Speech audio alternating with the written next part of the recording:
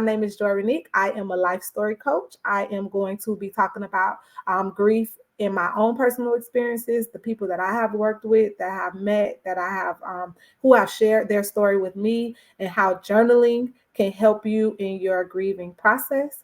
But I would like to introduce you to first. I would like to introduce you to Miss Deborah. And I am so excited because me and Miss Deborah have a special announcement to make.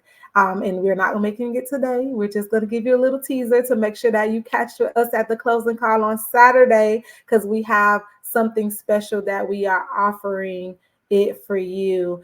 Somebody says they can't find it on Facebook. I'm going to drop it in the comments too. So, Miss Deborah, please introduce yourself. Let everybody know who you are.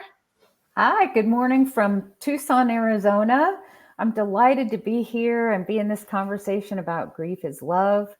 And I work with so many people in lots of grieving spaces, from funerals to one-on-one situations where we just unpack what it is to grieve all kinds of losses.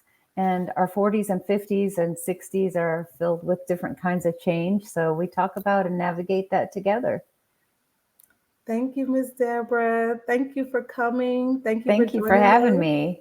This is such an important topic. I'm so excited. Let me get Erica in so we could get started. All right, Erica, go ahead, introduce yourself. Hey, girl. Hi, my name is Erica. I'm your happiness coach. I use pronouns she, they. I'm calling live from Los Angeles, California. So I am a happiness coach for overgivers who need some space for rest and play. We build routines using to reduce decision fatigue so that you can make time for what's fun and stop being so tired from making decisions on the spot. So I'm super excited to be here, and I hope everyone is relaxed and has a drink that they like to enjoy. All right, so let's get into it. Let me rearrange this a little bit, and I will welcome you guys. I want you to, I see we have some comments, so let me go ahead and say hi to everybody. Carla, glad to have you again from Austin, Texas. Karen from Pennsylvania. And then we have Taro. I hope I'm saying your name right. Miss Cox, I have you on Instagram, on YouTube, trying to get on Facebook. So I dropped the link in there for you to be able to see it. But hi, you guys. Thank y'all for transitioning to the Grief is Love panel discussion. So let's get into it. All right. My favorite quote when I started doing this is grief is love with no place to go. That was just very powerful for me because imagine, I'm a very visual listener. When I hear that, I just think of this heart just bursting full with just all of the hugs and all of the stories and all of the things that you want to give to your person if it's a person that you're grieving. For me, like I talk a lot about grieving my child, my youth. I'm a mom of four. I have an 11-year-old, a 9-year-old, a 7-year-old, and a 5-year-old. And when I say, oh, this is gonna make me, I'm telling y'all, it's gonna be a lot of times I'm gonna go like this and hold my cheeks. That means I'm about to cry. Motherhood has been quite an adventure for me. Really briefly, none of my kids were planned. I did not plan these children. In fact, I found out with my second that I was pregnant when I was at the clinic trying to get birth control. They was like, no, ma'am, you're already pregnant. Then I got an IUD, a 10-year IUD, because they didn't have a 5-year one. I didn't really want to wait 10 years, but that's what they had, and I needed some birth control. And I got pregnant with the IUD, getting ready for my wedding to their daddy. So I want y'all to see my real personality, to see, like, I'm a very transparent person. My very last baby, her name is Amora, which means loves. Here's my cheeks again. When I say she is the most affectionate, like she loves her mommy. Those other kids, they don't pay attention to me. They live their life. I asked them, what would you do without a mommy? They're like, I don't know. I guess I'll be okay. Listen, Amora is not, she want to know where her mommy at. She want to lay next to me. She want to live in my skin. And for her to be my last baby, for her to be the biggest surprise of them all. I needed her, and I'm so happy to have her. And so, even though I grieve I was the only child. I lived life. My world revolved around me, and I wasn't even a babysitter. I didn't hold the baby until I held my first baby. So from me going to that, to the extreme of having 4 kids, this huge family, um, I can really say that grief is love, because I know that the emotion of love is bigger than anything that we can describe. It's not just a feeling, it's a spiritual connection that we have with life. My favorite Bible scripture is the Corinthian scripture about love is patient, love is kind. It does not, all of those things is what love is. And guess what? It's grief too. And so, without further ado, I want to open up the floor. I'll go ahead and ask you, Miss Deborah, let me make you big. How can we embrace the idea that grief is an expression of love? Well, I think you've already launched us into a great conversation that grief shows up because we love. And because we love, when we have a loss, a person, a pet, or the loss of something in our own lives that represents a big change, it is our loving that is bubbled up and is about our grief. We call it grief, but sometimes it's just our loving, like you said with that quote, that we don't know where to send that love in the immediate aftershocks of our loss.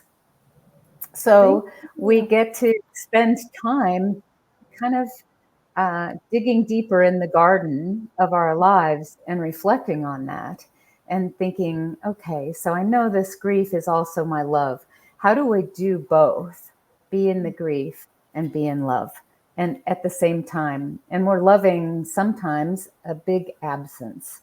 And so that is where I feel like we're called to grow into and connect with the absence and the reality of it, and also live into who we loved, how we loved them, what legacies they left for us, and explore those questions. I see, Erica, you're nodding, so jump in here. I think you're like spot on, just this idea that grief is love, right? And so we're not going to experience grief if we're not being vulnerable and building that connection. And you're just reminding me of how I was working with someone recently and we were identifying their values. And I use a values deck, and they immediately put the vulnerability card in the matters least to me. And that didn't surprise me, but it was just interesting to see, because this person really struggled with relationships and kind of maintains a neutral existence, right? And so a lot of times when people are like, oh, you're a happiness coach, I was working with some marketing strategists, and they were like, you shouldn't do that because it seems like you're just positive. I'm like, well, that's what people want. People want to be positive, and you can't just be positive all the time, right? I'm sure a lot of us have heard of toxic positivity, and if you're just constantly positive, what I can almost guarantee is that behind the scenes, when you're not in front of other people, that you're also having a really hard time. And so in this person in particular that I'm talking about, they often like quell their emotions and try to hide them and avoid them.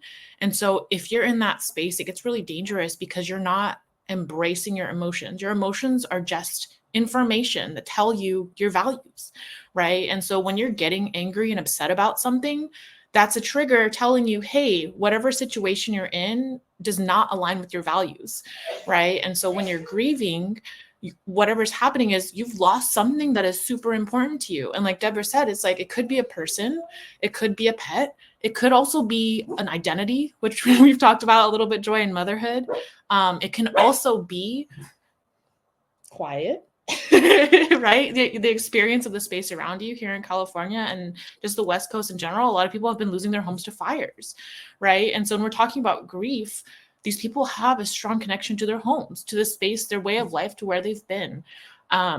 So they love those spaces, and it's really hard to lose it. And so it's really revealing your values and what's important to you, regardless of like what that form is.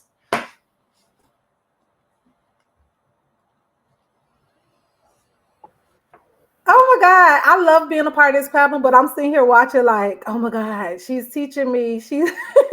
I love that you were able to give. Like I said, I'm a very visual listener, so I'm listening. It's almost like I know this person you're talking about. So if you're watching, write what you love in the comments. Let's share with us the things that you love, and in my effort to correlate it to grief. So another thing that I am grieving right now, I love my job. I love what I do. I've never had since graduating high school. I've never had a job just to have a job. Every job that I've had has been in youth development, has been social work, has been I was an after school program director, and I worked in the juvenile detention center. Now I am a juvenile probation officer, and it's so important to me to be where I am. That gives me a lot of value. However, because of my mental health, I'm on leave right now, and I'm making a decision like, do I want to go back to this job? It's not even a job that's driving me crazy. It's the office. It's the grown-ups. That's why I'm a juvenile probation officer, because I can't deal with the grown-ups. And before I go down that rabbit hole, I want to bring it back to grief is love. Like, me sitting here trying to decide. Another thing is, I love Miami. I love where I grew up. Let me tell you something. I went to the University of Miami. Go Hurricanes. We doing our thing this year. My grandma is a big dolphin fan. Like, we had a dolphin room in our house that had all of the paraphernalia and the chair that you sit in to be able to watch the big screen game. Like, we are Miamians through and through. And for me not to live in Miami, I graduated as most school spirit from Carol City High School. And I didn't get a chance to go to my high school reunion because I was here in Georgia. I was pregnant. Too much was going on. It was going to cost too much. And that hurt me. Like, that hurt me to not be able to, how you go from being most school spirit to not going to your 10-year graduation. I mean, reunion. Like, that was crazy. But this past summer, I went to our high school picnic that they have for the first time. And when I say a time was had, I really enjoyed myself. But I also thought about the people who haven't made it this far. I have a lot of classmates who are no longer here. And so you see how I'm toggling between the memories, the happiness. I while I'm saying this, every time I go like this is because I'm about to cry. I feel in my shoulders that nostalgia, that connection. Like, my body is responding to me talking about this, and is in what happens. And I think you can talk about this too, Erica, is our body releases hormones when we're having feelings. And if we release so many hormones of one, like so much sadness, it could change our genetics. Like, it could change how we are able to regulate our internal systems in our body. We have to find a balance, and the joy hormones is what makes life worth living. It's what makes us be able to have another baby after going through 9 months of blood, sweat, and tears.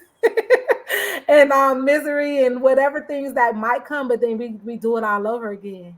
And we put ourselves out there and we give ourselves a chance. So I wanted you to kind of touch bases on that part of it, because I think that's something important that we can share for this talk. Yeah, absolutely. So a little bit, let me back up really quick. I also come from a background in science. So I studied environmental science in college. And back up even a little bit more is I wanted to study psychology, but my family had some trauma and did not allow me to do that. And so mental health has always been on the back. I guess before it was in the background, right? I was like unofficially doing it, even though I was like trying to be a little secret ninja. But now it's very forward, and everyone knows like how important mental health is to me. And so a big part of mental health is the hormonal balance, right? So there's a lot of mindset and thoughts you can do, but there's also a degree where if the hormones are not balanced right, it doesn't matter how much mindset work you're doing, how much meditation you're doing, you need some help, right? And that's where we get antidepressants, and we have different treatments, and there's different ways you can rebalance those hormones. And so some of those hormones that you're talking about, there's an acronym called DOSE. So D is dopamine, right? So dopamine you get from once you achieve something, right? Imagine if back in the day you finally were able to get a fruit, your body would release dopamine saying, hey, it's a reward chemical. Good job, you did it. Do that again. That'll help you continue living, right? And then after that we have O for oxytocin.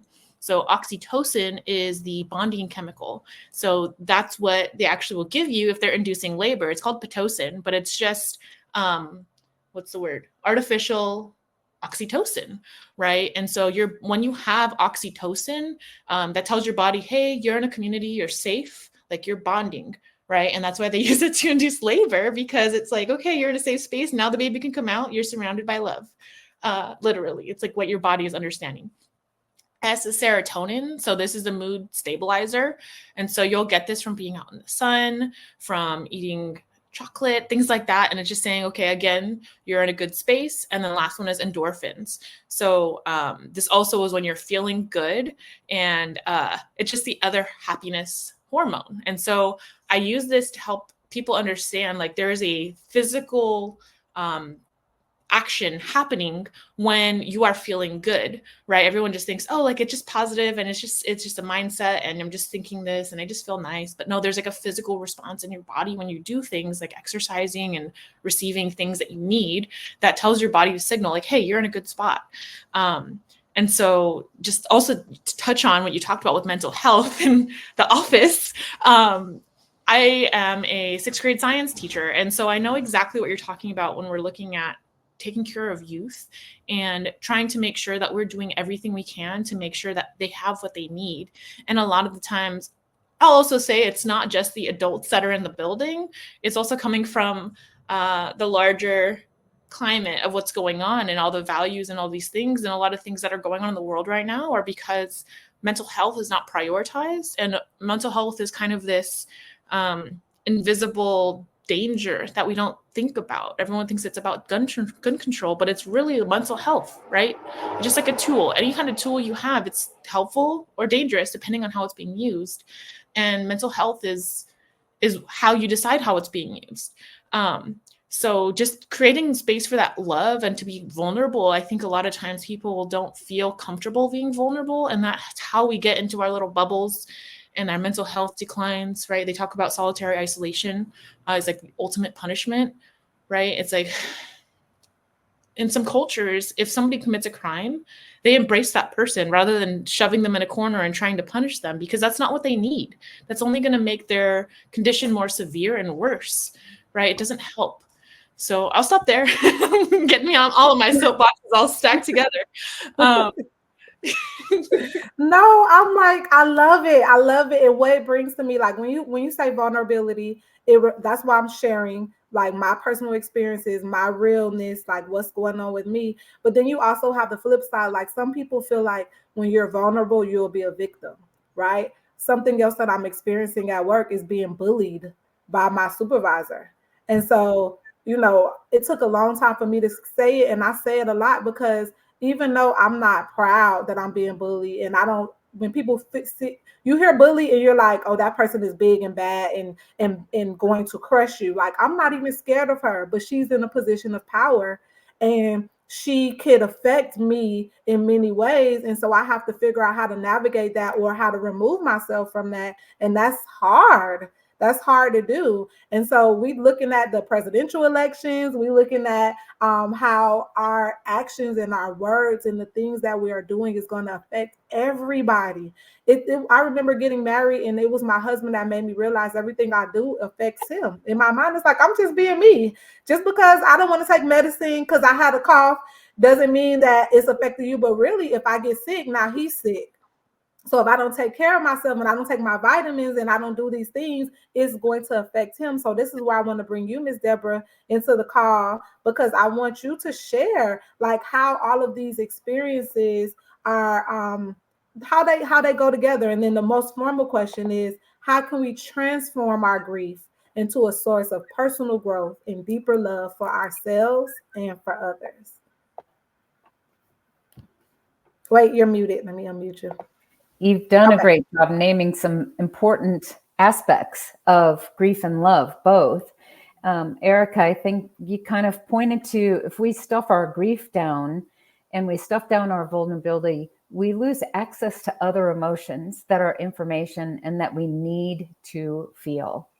So allowing ourselves to be in touch with those feelings, and even feeling like, oh, I can't cry, it's going to overwhelm me and I'll never stop, is really a reflection of something that you need to attend to. And you can do it in the company of a social worker or a coach or a therapist, someplace where you're safe and accompanied. So first, just that we can't stuff them down because we lose access. And there's a great book, I'm sure you two know it. It's called The Body Keeps the Score. And it's about what we hold in our bodies and how that stuckness shows up. And it shows up even so someone dear to you dies, including a pet. A year later, you're wondering, why do I feel so terrible today? Because it's the anniversary of their death. But if we don't bring that head and heart together and stay present to that, then we lose that potential for transforming our grief, and understanding that there's deeper processes happening in our body, even when we're not aware of it. Grief is such I always say it's a full body experience, right? It's in everything. So my own example is that when my dad died, I developed pneumonia and laryngitis. And I was like, oh, okay. So, I thought at first, just I'm really sick. And at the time, I had a friend who worked in Chinese medicine, and she said, in Chinese medicine, they believe you grieve in your lungs. How about that? You grieve in your lungs. There I was with pneumonia. So our immune system gets suppressed when we're grieving. So attending to our grief is so important. And it is part of the process of creating transformation. So eventually the intensity of our grief comes down, and we're able to be open to understanding legacy or understanding growth, or even taking a deeper look at how I take my grief into the community. So if you can think of lots of places like Mothers Against Drunk Drivers. Those moms took their energy over their losses and turned it into what has become a national organization and changed the face of our country, holding people who drive drunk accountable, right? There's all kinds of created spaces. And there are also these glaring, you named them so well, glaring issues, the coming election, people who are still grieving what they missed in 2020, like a graduation ceremony, something that they loved, right? And the whole issue of gun violence and the ripple effect of that. So every school that has a shooting may now know someone else in another school who's had that experience. And so we get to take these opportunities and think deeply about them, be present to our own feelings, and become curious. How can I help myself express this love in the world in a different way? It's not just my sadness, it's also my love. Oh, that's so beautiful. I feel like I was listening to like a meditation. Like your voice is just so calming. I think that what I want everybody to take away from this is compassion, self-compassion, Yeah. and compassion for others, right? It is not something that we learn at school. Like we learn through our experiences, but it's not intentionally taught to us.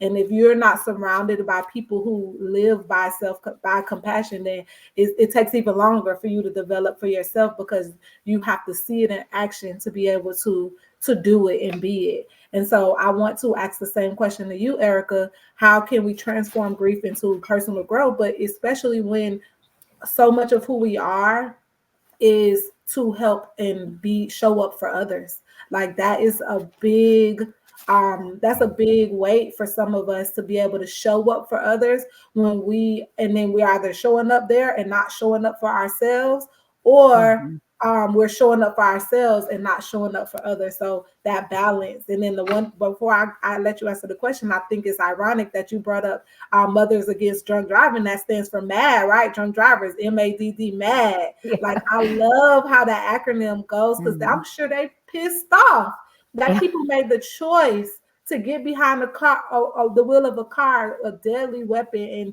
and now their consequences affect so many people. Mm-hmm. One of the speakers of last year talked about, he has a book where his son his son got into an accident where a teacher in a small town, like somebody who everybody knew and loved, was passed away from vehicular homicide, and now he spent years in jail. And his book is about the letters of him reconnecting with his son back and forth. And then you talked about grief is the emotion of the lungs. That was one of the topics from year one. In Gone Too Soon, we had somebody who talked about breathing techniques and things you can Mm-hmm. do, because that is so true. And I love when you guys bring up stuff that I've learned over the last few years, because it just makes me feel like I'm headed in the right direction.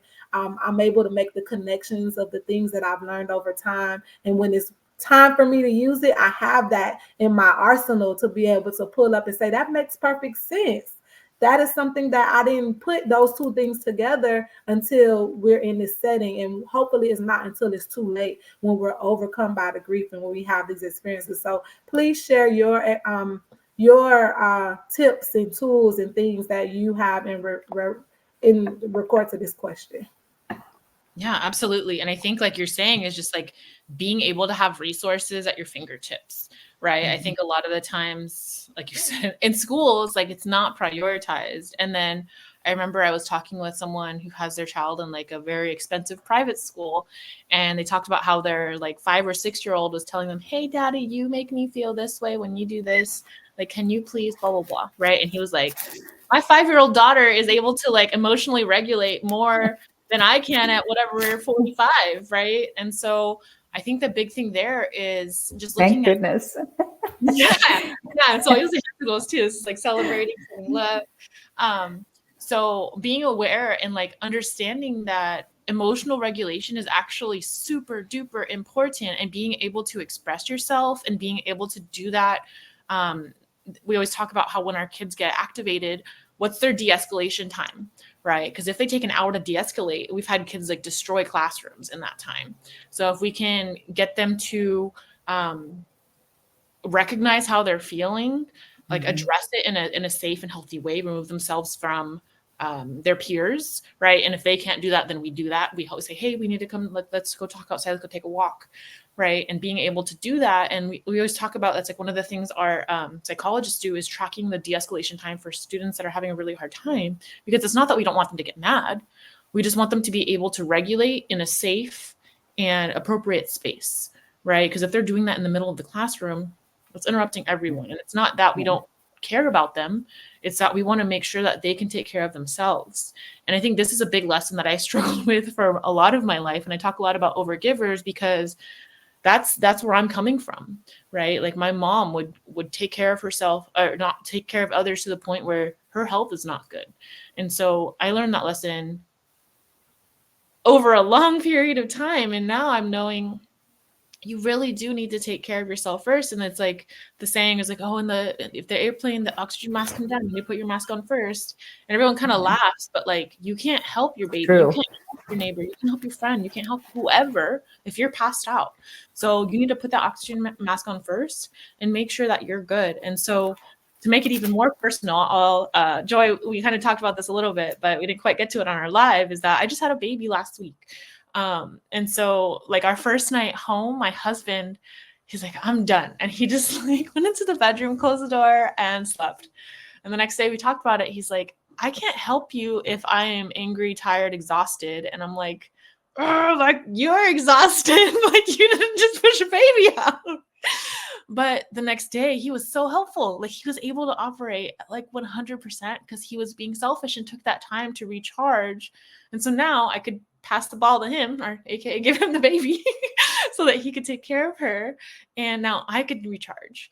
right? Because if we're both awake and exhausted, everyone's miserable, right? And so you really do have to prioritize yourself so that you can take care of other people, because otherwise it's not going to work, right? And so I'll say, like, I lived that way for quite a while, understanding that, oh, everyone else is so important to me. Like, I love my family, I love my friends, I love my kids, blah blah blah blah.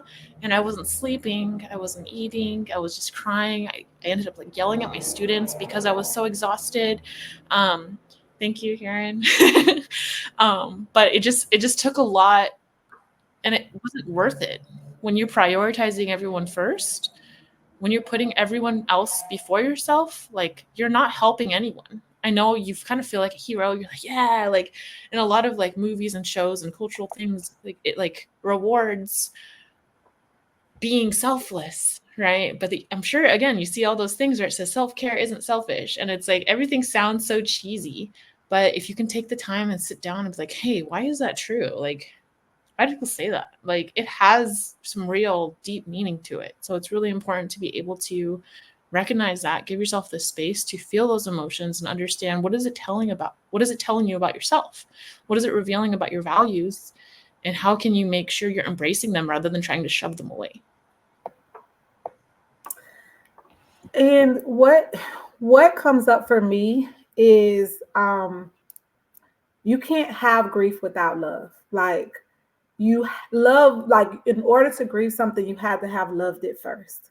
And we don't talk enough about self-love and what that looks like. If you really love yourself, like, we talk about romantic love all the time, we talk about parental love all the time, like the love that I have for my child, the love that my mom has for me. But that self-love is such a deep and personal thing, and it changes. Some people naturally, they just love themselves, they look in the mirror, they like what they see, they treat themselves good, they know the satisfaction they get, like you said, of just, I'm going to shut everything off and I'm going to take care of me because I know how I'm going to feel if I take care of me. Like, some people, that comes naturally for them. But some people, it takes a little bit more effort, it takes a little bit more work. And so that goes to our next question, that I have for the panel is, how does storytelling and preserving memories help?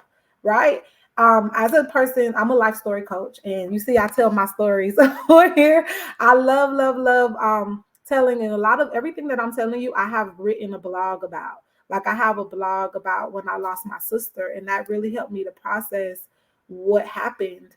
And then when I go back and read it, I wrote something like over 15 years ago, and I can read it and be like, and that it gives me a snapshot of what thought process I was in at that time.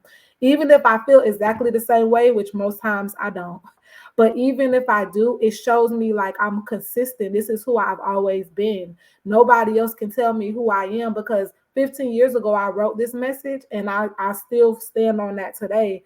I still feel that way. I still think that way. That is self-love. Now I'm loving that version of me. I keep saying I'm grieving my youth, but it's some of those things that I carried over into my adulthood that I want to pass on to my children.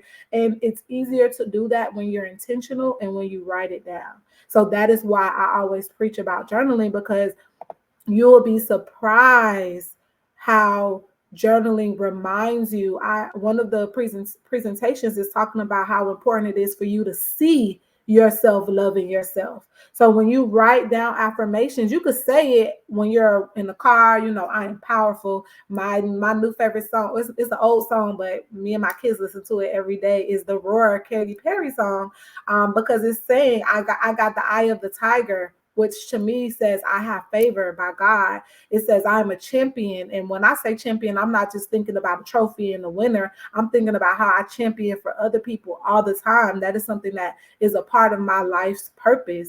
And then it says, and you're going to hear me roar. I feel like my voice has not been as loud as I needed to be, and you're gonna hear me roar. And we watch the video and we listen to the song literally every day. My 5-year-old is like, "Can we hear roar today?" And I play it every time she asks, because I love that is a part of now her daily process. And she's in the car screaming, singing the song and roaring. My 7-year-old son, he loves anything loud, so that's just he started with dinosaurs. So he loves the little lion situation in that song. it's a bonding experience for us because it's showing us how to love ourselves and how she went through that stage. So you see how I'm just telling you a story right now. I see someone on here says it definitely is hard to love yourself. We can be our own hardest critic. Yes, Nancy. Absolutely, absolutely, absolutely. And I want us to break out of that because we can be criticism is also a sign of love. If I take my time to critique you, to be able to give you things that's going to make you better, that's love. Like it's some people, the peanut gallery, that's trying to break you down, that's trying to, feed off of your insecurities. But if you are able to recognize that as a chance for growth, as a chance for improvement, then that is magic. And that is what life to me is all about. So I want to go ahead and pose the question to you, Miss Deborah. How has storytelling and preserving memories help us stay connected to the things we love, the people we love, and how can that play a role in healing? Well, when we talked, I shared that one of the roles I've had for a long time is serving as a funeral celebrant. So when I'm a funeral celebrant, I meet with the family on their worst day often, right?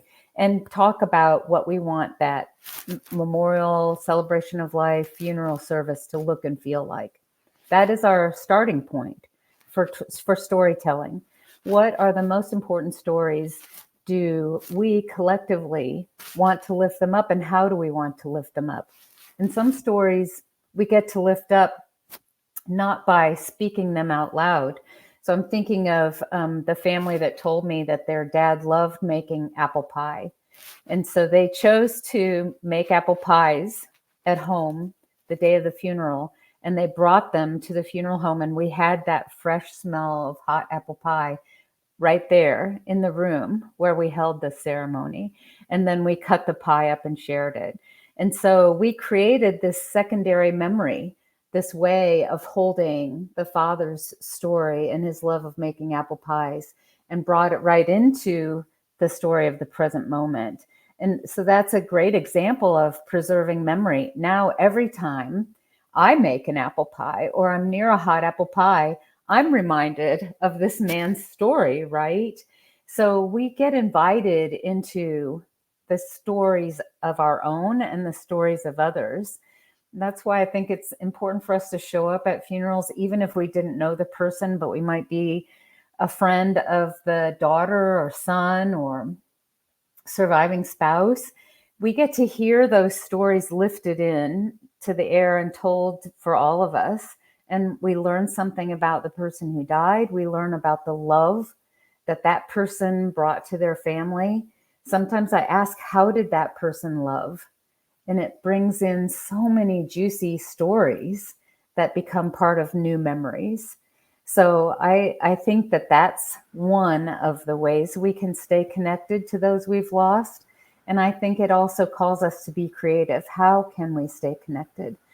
For some people, it means I'm going to wear mom's necklace and, carry that with me. Or it means having a picture. You can't see the little picture behind me over there, but it's a picture of my mom riding a pony when she's like 7. And the best part of the picture is she has this little Band-Aid on her knee. So, it's just finding those touchstones. They're important. The meaning making things that we can hold on to, that we cherish, that we lift up, are also part of the way we stay connected.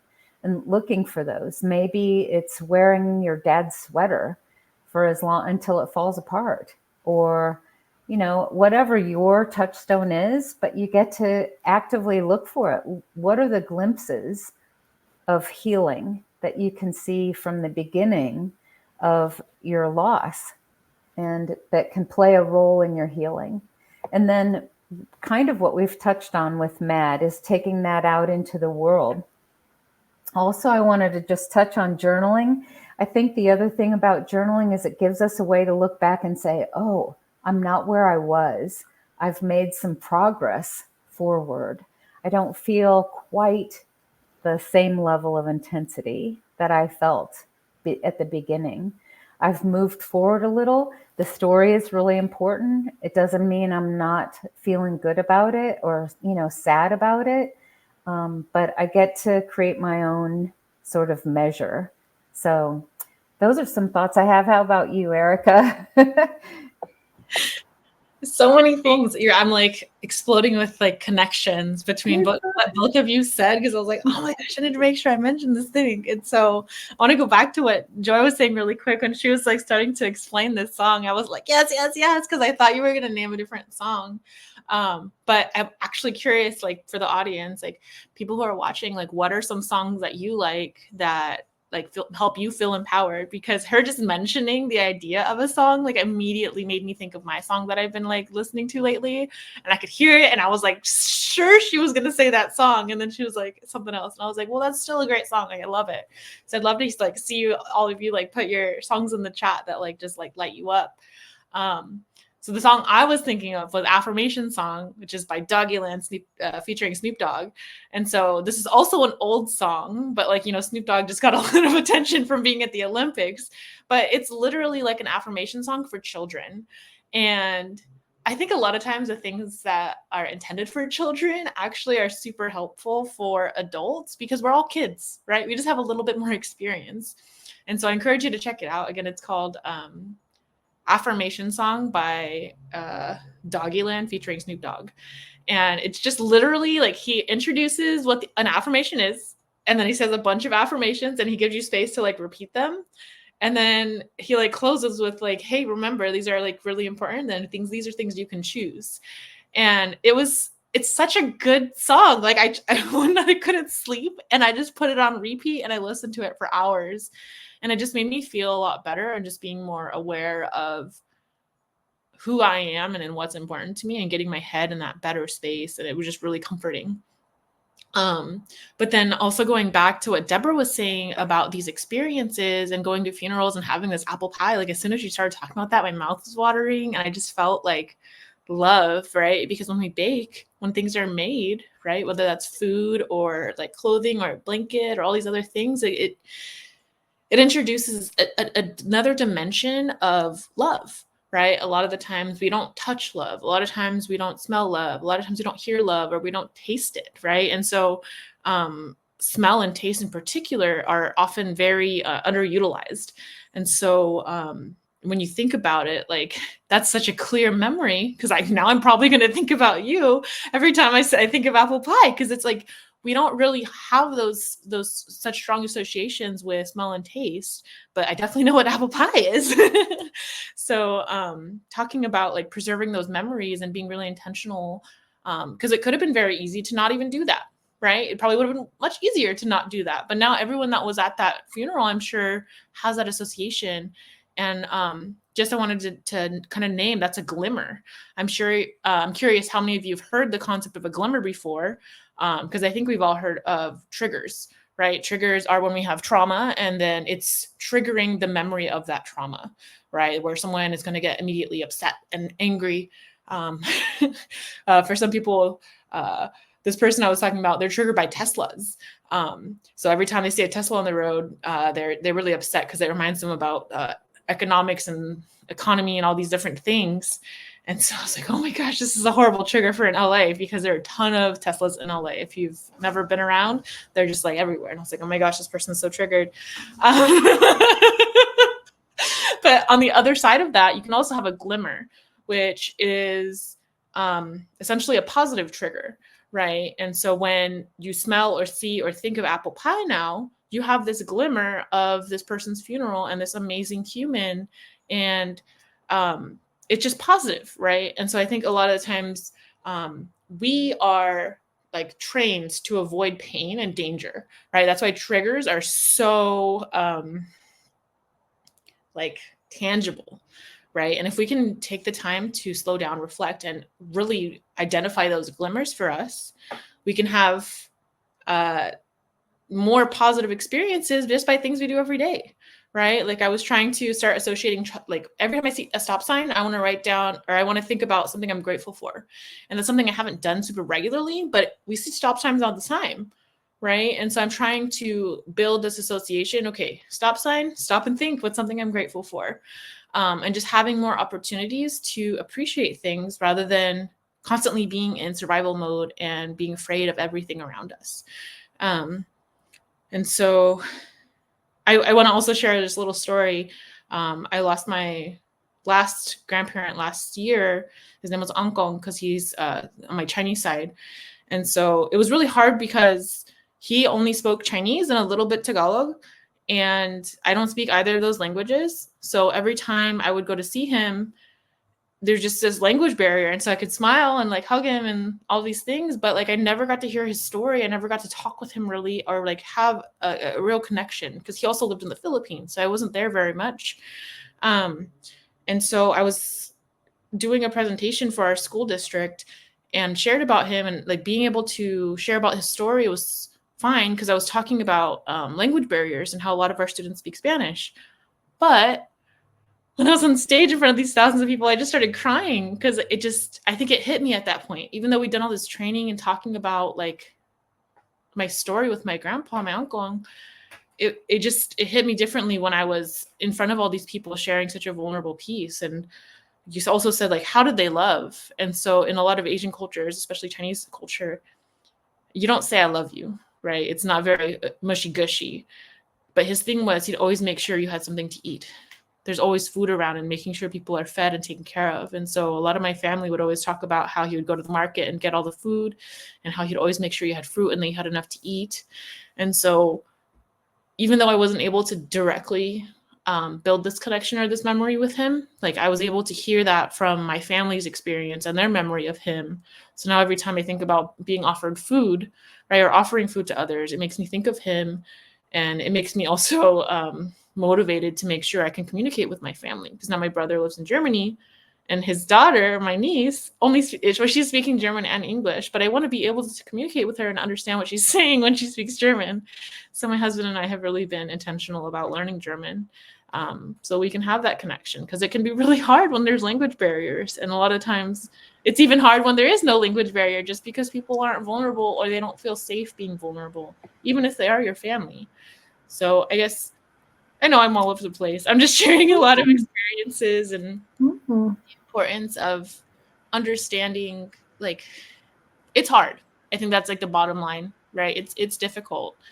And so um you can either kind of drown in that difficulty or you can choose to be vulnerable and share that. And I can almost guarantee that the people around you are going through something similar because that's something I've experienced is every time I tell someone about challenges that I have or challenges I'm going through or I have been through, they resonate immediately, right? Because people don't want to talk about it, but if you can offer, if you can share that connection first, then they feel more comfortable being open about what's going on with them.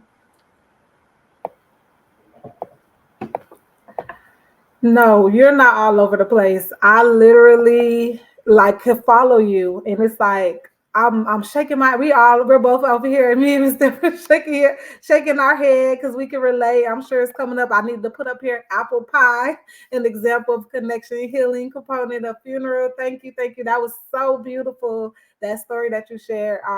And I've never thought of that. Like I would have never thought to like have a smell come into a funeral that reminds you of the person that passed away. Like that is just so beautiful. For me, I know we mentioned that sometimes TV, movies, even social media, because we only post our highlight reel on social media. We don't post the good, the bad, and the ugly. And so sometimes you don't get a chance to see the fullness of. We only see like the tip of the iceberg. You don't see the fullness, the big picture. But I do lean a lot into movies and TV shows because they're so intentional about showing certain things in action. And so I told you before I watch a lot of firefighter shows. I watch a lot of hospital shows. But what I learned this year about the firefighter shows, because I'm in law enforcement, and so as you guys know, there's a mix. Like when law enforcement shows up, it's not like the heroes have arrived.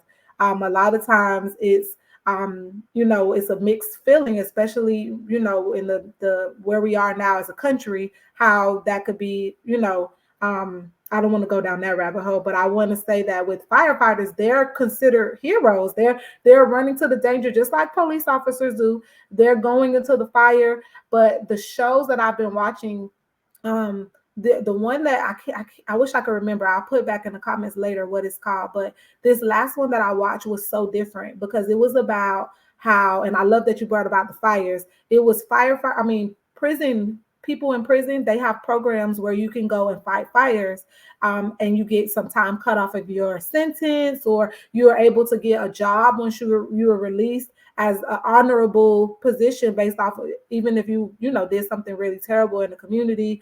It's a way to kind of restore the justice. And so in that show, it shows a really good side of the full picture of how he wants to be honorable, but he's still torn by his past and about his shortcomings and the fear that he has. Like it shows all of these emotions in one series. I'm just like, oh my God, this is a crazy, amazing show. But then it gives you hope. And so what I like to see is how, like, when they at one of the scenes somebody died, and the dad was trying to convince this family not to sue the fire station because they did everything they could to try to save this person's life. And at the end, he was like, what was your daughter's name? Tell me about her. And because that's what the parents really wanted. They didn't want the money that they could win. They found like this crazy lawyer who was after blood. But when you get to the human and the heart of the matter, you realize what people really want.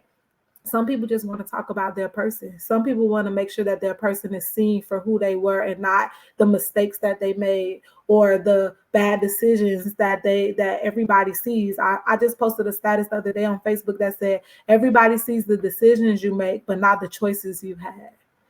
And that's, to me, that's just so powerful, because it's like when you realize, I hate, and I want to, before I ask the last question, but I hate that compassion only comes after knowledge.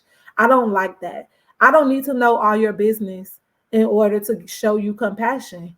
I don't even need to know the whole story. And even for yourself, I don't know what my future is going to look like. I don't know what tomorrow is going to look like, but I can still show myself compassion. I can still care and show up and be kind and gentle to myself. And that is what I want to encourage you guys.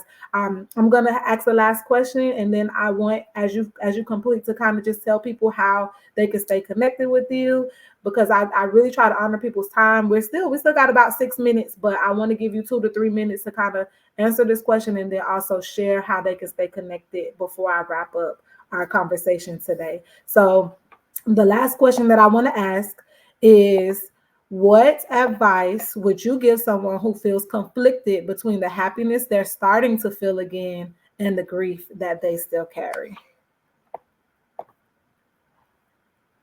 Let me unmute you. Hold on. Yeah, that's such a good question. And it's something that I struggled with after my losses when I started feeling better, and other people do too. It's a hard thing. It's a hard thing. And back to that self-critic, it's a time where you can give yourself compassion and know that there's nothing to feel guilty about if you're feeling a little better. Our feeling restored comes to us slowly after a major loss. So we're going to dip in and out of both feeling better and feeling guilty about it and feeling sad.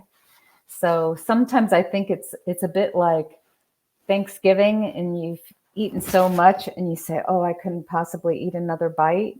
And someone says, don't you want some pie? Well, of course you want some pie. You're stuffed, but you still have room. We still have room to hold both feelings. I'm feeling a little better today. My person who died would want me to enjoy going to the movies or having dinner with a friend or whatever it might be. And I'm still sad that they're not here. It's that thing, both and. We get to feel both things at the same time. We get to feel full, and we get to feel like, no, I'm not going to eat another bite. And yes, I'll take a scoop of ice cream. So it's complicated. And the best thing we can do is put in our first aid kit the idea of compassion. And the next thing I think we can do is invite our personal critic to step back. I hear your criticism, but I need you to go sit in that chair over there because I don't need your feedback today. So yeah, I think what's in your first aid kit is a great question. And if there are things missing, this is a great opportunity to build them. So thank you for participating with us today. I'm so delighted to be here. Thank you, Joy, for inviting me. And if you want to reach out to me, my email is deborah@watershedmomentscoaching.com. You can find me on that website. So I'll just give up my time. Thank you. All right. Yeah. There's so many things, like we keep coming back to this idea of a tool, right? And I think one of the big things is just, if you need a tool, it's better to have experience with it before you need it, right? Because if you're just learning about it for the first time, when you need it, it becomes really challenging to use it properly and use it when you need it. And so the best we can do is have that practice of using these tools when we don't need them, so that we have immediate access to them when the time comes. And so just understanding that when we hold happiness and grief at the same time, they're revealing our values, right? And it's not just that there's one thing that's important to us, right? There's many, many things that are important to us. And so just realizing that, oh, this is not the only thing, and this is not the only part of my life. And I think something I wanted to share earlier was just this idea of time travel, right? We always talk about these time machines and how it's this futuristic like dream to be able to travel through time. But as soon as humans started writing, right, that became time travel. So now we can go back to the past and remember what was an experience like. And that technology has only gotten better, right? We can listen to audio, we can watch movies. Now we even have VR, right? But like at the base of it, time travel is being able to read and experience something that happened in the past. And so in the present, when we're experiencing both grief and joy, recognizing that we're just traveling through these dimensions, right? Of, okay, I'm remembering something that happened in the past, and I'm also experiencing something that's happening in the future. And I can still look forward to these things. Present. And then I can still look forward to these things happening in the future, right? And so just being really aware and intentional about being able to embrace all dimensions, right? Things have happened. You're here now, and hopefully we continue to have experiences in the future. And so I'll stop there. And I just want to say thank you so much, Deborah, for sharing your experiences. Thank you so much, Joy, for hosting us. If you want to connect with me, you can find me at Begin Branching Out on Instagram, on Facebook, on LinkedIn. You can also message me directly at my email, Erica, ERIKA, @beginbranchingout.com. And then you can also look at my website, beginbranchingout.com. So thank you so much, everyone, for being here today and sharing your time with us.